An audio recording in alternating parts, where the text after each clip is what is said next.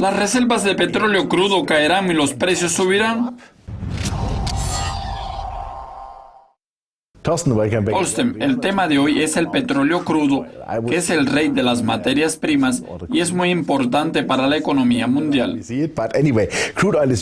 ¿Cuál es la situación de la oferta y la demanda en el mercado actual?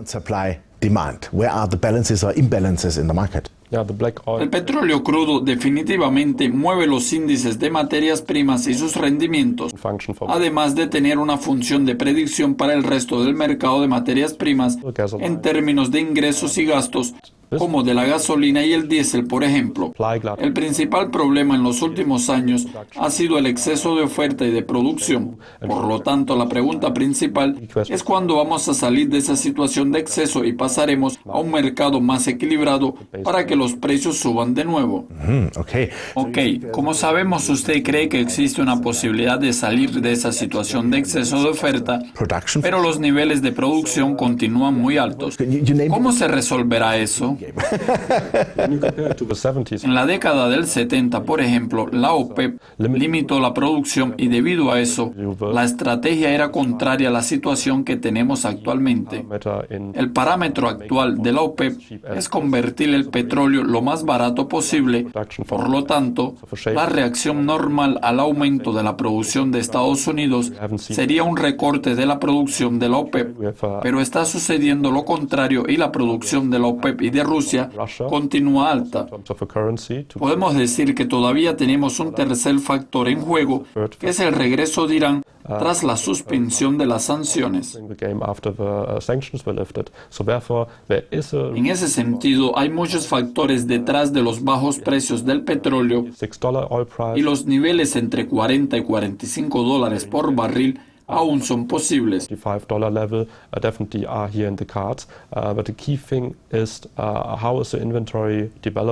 Sin embargo, el principal problema para que este factor salga del juego es el desempeño de las reservas y el conteo de las plataformas petrolíferas en los Estados Unidos.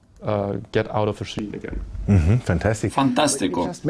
Usted mencionó el conteo de las plataformas petrolíferas que son vitales para las reservas de petróleo. ¿Podría explicar ese gráfico, por favor?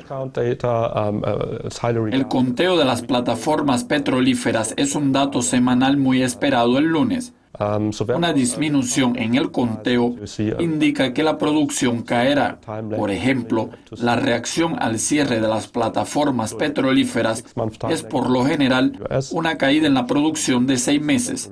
Eso ya está sucediendo si lo comparamos con la situación de la década del 90. El conteo, como sabemos, cayó 60%, pero la producción estadounidense, principalmente del esquisto, continúa resistente y cayó cerca de 800,000 barriles por día, lo que aún no es suficiente. Por lo tanto, estamos monitoreando de cerca los movimientos de los precios del petróleo, pues ese aumento parece muy prematuro en esa etapa del siglo. ¿Cuál sería otro indicador importante? ¿Cómo andan las reservas de los países de la OCDE? La gente tiende a monitorear las reservas de Estados Unidos porque los datos son más frecuentes, pero para un panorama más amplio es necesario analizar los datos de la OCDE. Considero que ese punto de vista es un indicador clave para que el mercado del petróleo identifique si el aumento de los precios es sostenible. Primeramente, tenemos un exceso de oferta. Aunque el equilibrio del mercado está mejorando, la producción aún sigue excesiva. Sin embargo, el principal indicador es el conteo de las reservas y la semana pasada tuvimos la primera reducción de las reservas estadounidenses. En términos de la OCDE, las reservas continúan altas, pero si esos datos comienzan a revertirse, como ocurrió a mediados de los años 90, tendremos una base sólida para una recuperación de los precios del petróleo que podrían llegar a 60 o 80 dólares. ¿Y cuál es su consejo para los inversores? Yo recomiendo no considerar el ruido en el mercado y monitorear las reservas. Si hay una reducción, apostaría en acciones y en ETF de empresas de producción de energía denominados en dólares. Interesante, Thorsten. Muchas gracias por sus comentarios. Gracias.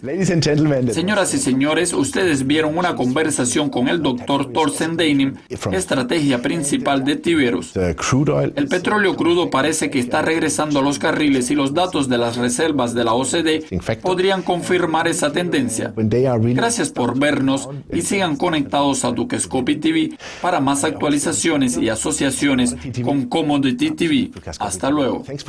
Bye bye from Geneva.